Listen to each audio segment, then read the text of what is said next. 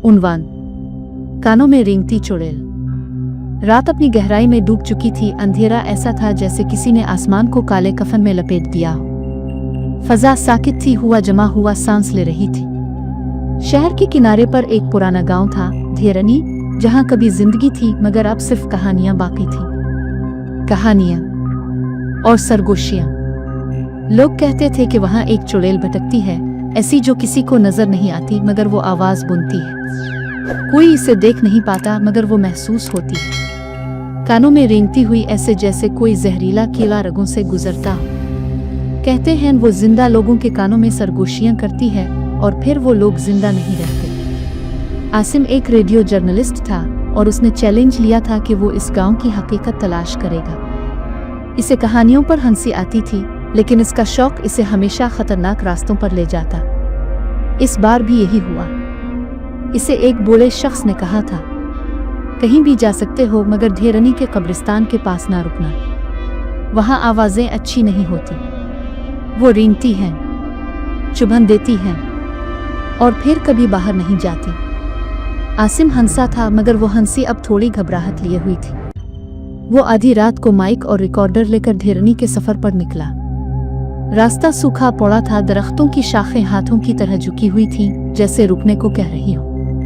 आसमान पर बादल बैन बजाते फिर रहे थे, जैसे कोई मर गया हो और जिंदा लोग मातम भी ना कर पा रहे हो। जब वो गांव पहुंचा तो वहां कुछ भी नहीं था, ना चराग, ना खिड़की में रोशनी, ना कोई कुत्ता, ना कोई बराबर चलती हुआ, बस खामोशी इतनी भारी कि सांस को तोड़ देती। वो रिकॉर्डिंग शुरू करता है। ये है घेरनी, एक गांव जहां जिंदा आवाजें मर चुकी हैं। अचानक बहुत हल्की सी आवाज आई, जैसे किसी ने सरसराहट से इसका नाम लिया हो। आसिम, वो चौंका, टॉर्च घुमाई, आसपास कोई नहीं था, मगर आवाज दोबारा आई, कान के बहुत पास, जैसे कोई अंदर बोल रहा हो, आसिम, तुम रिकॉर्ड करने आए हो। वो पीछे मुड़ा मगर वहां सिर्फ धुआं था, जैसे किसी ने लाश जलाई हो। अभी अभी अभी। आसिम अब रिकॉर्डर की आवाज सुनने लगा, मगर रिकॉर्डर में कोई हंसी थी, खौफनाक, खुरदरी, और वो इसकी नहीं थी। इसने खुद से कहा, शायद हुआ का खेल है, मगर यहां हुआ भी नहीं चल रही थी। वो आगे बढ़ा। गांव के दरमियान एक कुनवा था, खुश्क पुराना अंधेरा, मगर जब इसने कुनवे के अंदर झांका, नीचे किसी ने इसकी आवाज में कहा, यहां मत देखो। वो देख रही है।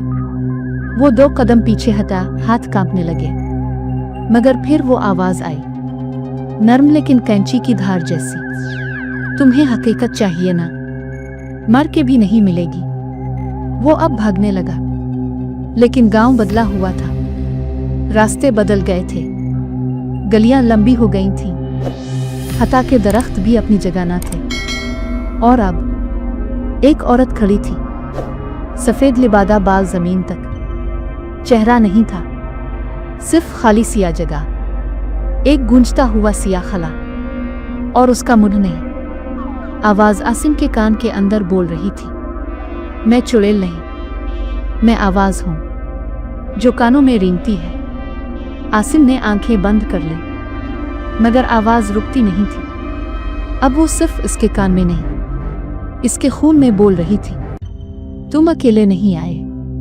वो घबरा कर बोला, काफ, कौन है? और उस लम्हे गांव के हर दरवाजे से, हर खिड़की से, हर कोने से सरगोशियां उठने लगे। हम सब वो हैं जो आवाज की वजह से मेरे, और जो मरते वक्त खामोश ना रह सके।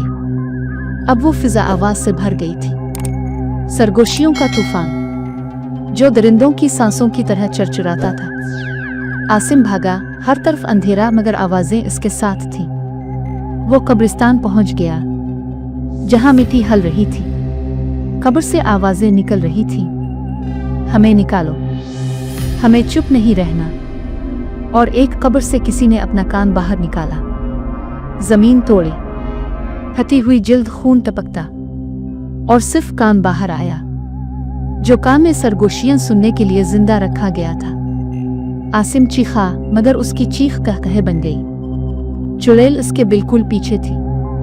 इसके मुंह के बजाय इसके कान से आवाज निकली, अब तुम भी सुनोगे, हमेशा, क्योंकि आवाज कभी मरती नहीं। इसने आसिम के कान में उंगली डाली, जैसे किसी ताले की चाबी, और आवाज रेंग गई। उसके दिमाग में, इसकी रगों में, इसकी जुबान ने अपने आप कहा, यह है घेरनी, जहां आवाजें दफन नहीं होती, बस जिंदा रहती हैं। फिर खामोशी टूट गई और रेडियो स्टेशन में अगली सुबह आसिम की नशरियात खुद ब खुद चलने लगे।